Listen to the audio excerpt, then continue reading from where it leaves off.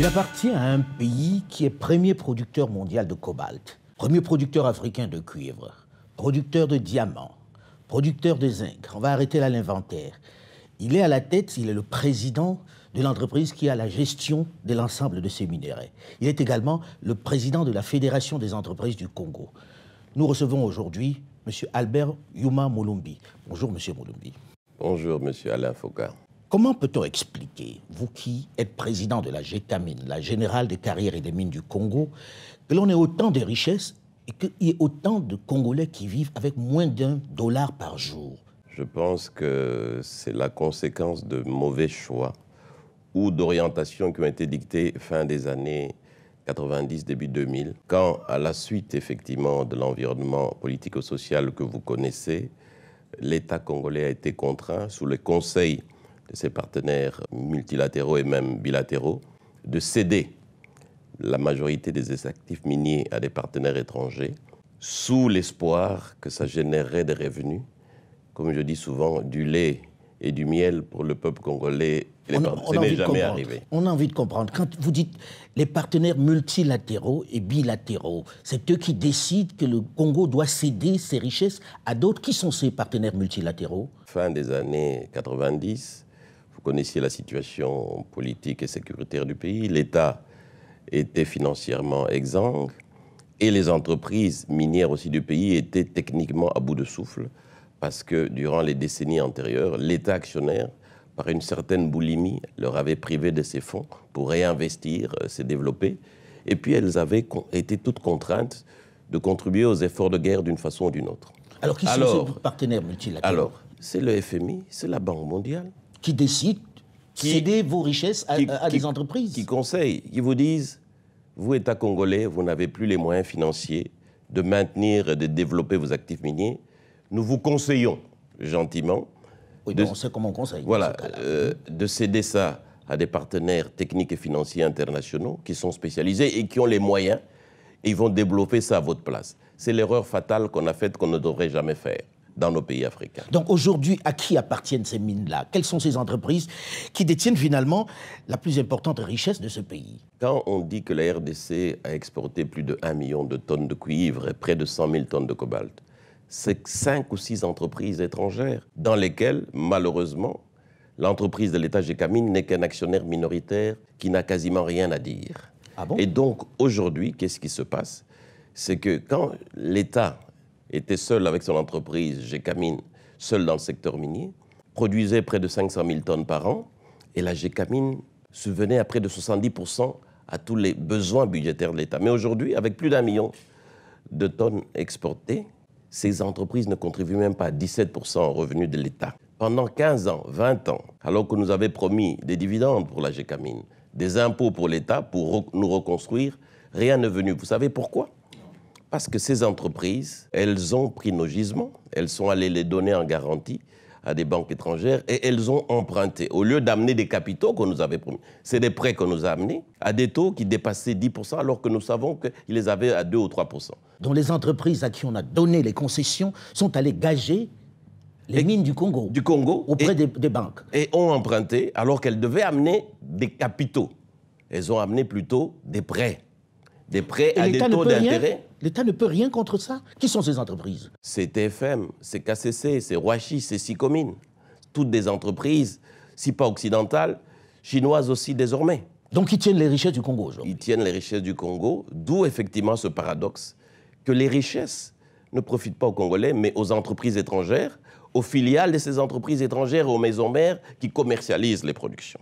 Est-ce que ces entreprises ne profitent pas du grand désordre politique qu'il y a dans ce pays depuis les indépendances? Oui et non. Il y a notre propre incapacité à gérer nos ressources nous-mêmes, à toujours penser qu'on est mieux conseillé par des idées qui viennent de l'extérieur. Mais c'est vrai aussi par une certaine gabégie de l'État, qui au moment où les revenus étaient là, on ne les a pas réinvestis. Mais ceci étant, on a pris des actions. En 2018, on a révisé contre l'avis de toutes ces entreprises minières. Je dis bien contre, avec une opposition farouche, on a révisé le code minier de 2002 qui était trop avantageux et qui donnait tous ces avantages dont je vous parle. Rembourser d'abord les investissements, faire de l'amortissement accéléré, c'est tout ça qu'on a changé en 2018. Le monde entier est dans un réel besoin de cobalt pour la construction de nos téléphones portables, pour les véhicules électriques, bref, pour l'ensemble des batteries que l'on utilise de plus en plus. Et on découvre que là aussi, le cobalt n'appartient pas au Congo.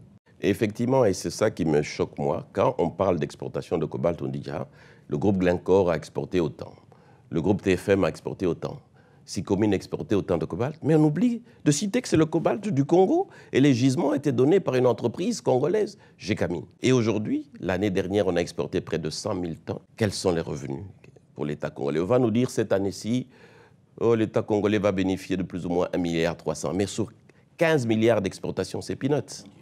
Alors, ce que nous avons décidé, puisque selon les conventions, on ne peut pas unilatéralement changer les partenariats industriels, il y a un volet du cobalt que nous pouvons récupérer. C'est ça que le président Tshisekedi a décidé en 2019. Commençons par récupérer ce qu'on peut récupérer sur le cobalt artisanal. Cobalt artisanal qu'on ne vend pas sur le marché, puisque ce cobalt artisanal utilise les enfants pour travailler, utilise les femmes enceintes, et qu'il y a régulièrement des accidents là-bas. Mais c'est à la suite justement d'un accident en 2019, au moment où il était au Haut-Katanga, que le président Tshisekedi a pris la décision de prendre en main la gestion et de mettre des règles dans le cobalt artisanal, qui représente entre 25 et 30% de tout le cobalt produit et donc exporté. Mais ce cobalt-là est exporté de façon illicite.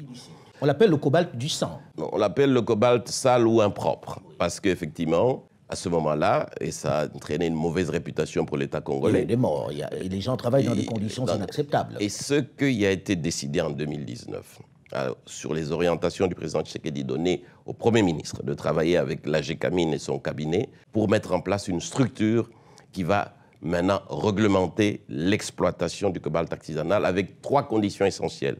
Interdiction du travail des enfants, interdiction du travail des femmes enceintes ou des femmes mineures, exigence de préparer le site sur lequel les mineurs artisanaux vont travailler et sécurisation de ces travailleurs artisanaux en leur donnant les équipements de protection. C'est l'objet de la création de l'entreprise générale du cobalt. C'est bien ça l'objet de la création de cette entreprise. Qui possède cette entreprise? Parce que j'ai vu qu'il y avait aussi Trafigura. Est-ce qu'on n'est pas en train de prendre à Paul pour donner à Pierre, finalement? Non, c'est justement, on ne va pas faire la même erreur de ces partenariats industriels sur lesquels je reviendrai peut-être et dont on se plaint. Non. Entreprise générale du cobalt est une filiale à 95% de Gécamine et à 5% du gouvernement à travers le ministère du portefeuille. Trafigura n'est qu'un partenaire financier et commercial.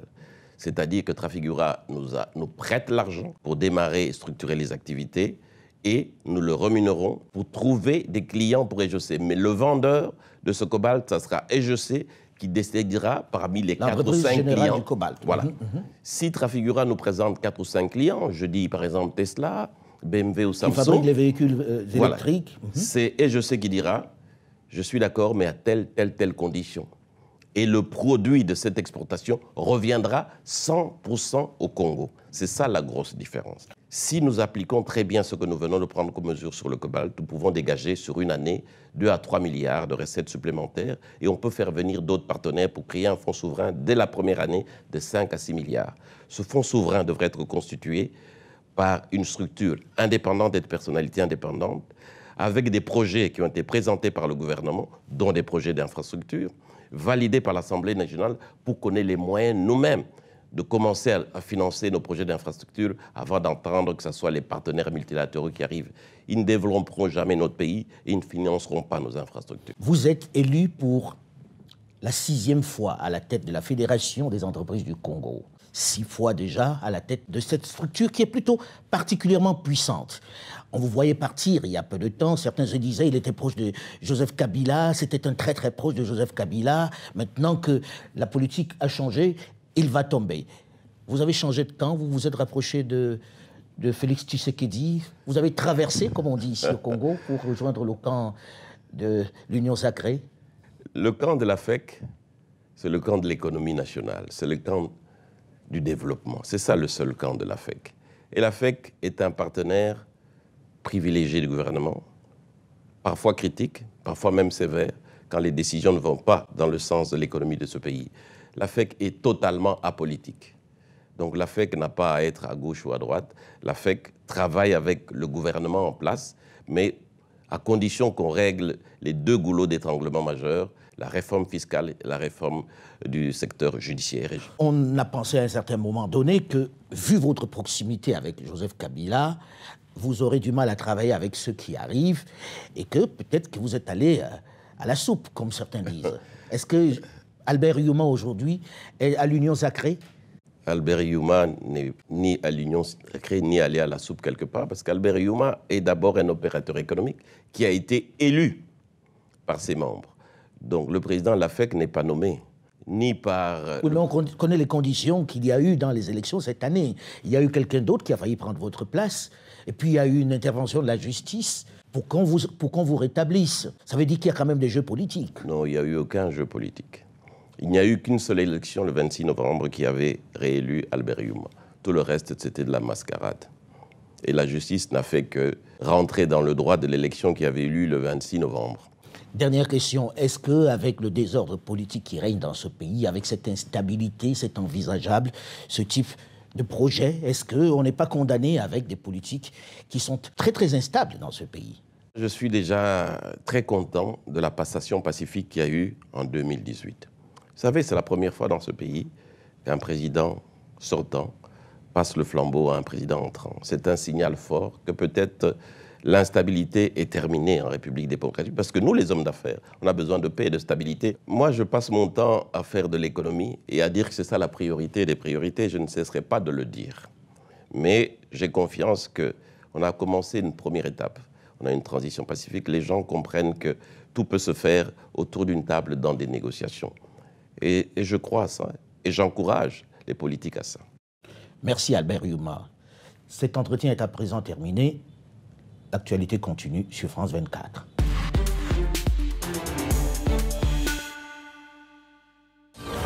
L'actualité africaine, c'est tout de suite sur France 24. À la une ce soir. Incroyable exploit réalisé par le Bénin. Politique, économie, développement, art, toute l'actualité africaine est sur France 24.